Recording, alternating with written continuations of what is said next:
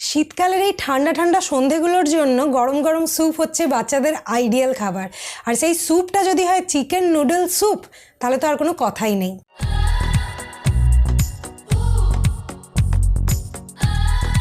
Hi guys, namaste, welcome to my channel, welcome to my new video.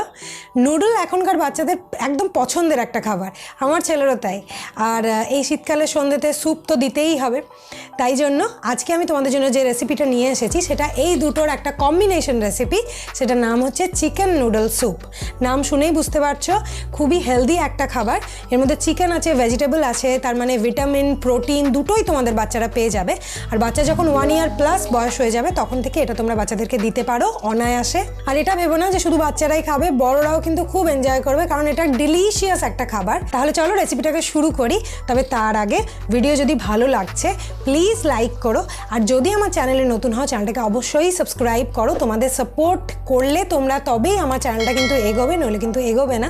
তাই অবশ্যই subscribe করো, পাশের বেল আইকনটা তো হিট করো যাতে আমি ভিডিও দিলেই সঙ্গে সঙ্গে তোমরা পেয়ে যাও। রেসিপিটার নাম হচ্ছে চিকেন নুডল স্যুপ।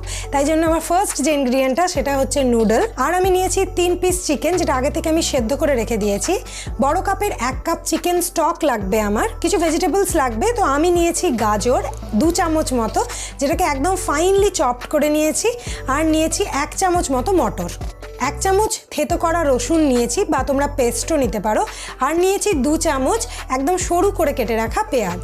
এছাড়া লাগবে স্বাদ মতো নুন, অল্প একটুখানি গোলমরিচের গুঁড়ো, 1/2 চা চামচ সয়া সস, আর লাগবে 1/2 চা চামচ কর্নফ্লাওয়ার। আর পুরো রান্নাটা আমি বাটারে করব।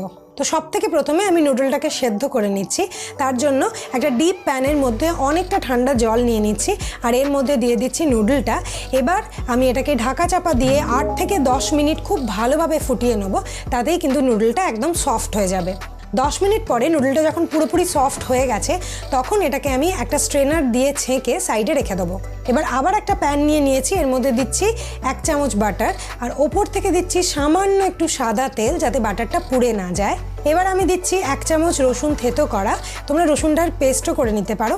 এবার রসুনটাকে ভালো করে ভাজা ভাজা করে নিয়ে আমি দিয়ে দিচ্ছি 2 চামচ মিহি করে কেটে রাখা পেঁয়াজ কুচি। পেঁয়াজ আর রসুনটাকে একসাথে ভালোভাবে ভেজে নিয়ে আমি এর ওপর দিয়ে দিচ্ছি সবজিগুলো। তো প্রথমেই দিচ্ছি গাজর, আর তারপর দিচ্ছি মটর। তোমাদের বাড়িতে যদি জুকিনি বা ব্রকলি থাকে তোমরা কিন্তু সেটাও ইউজ করতে পারো।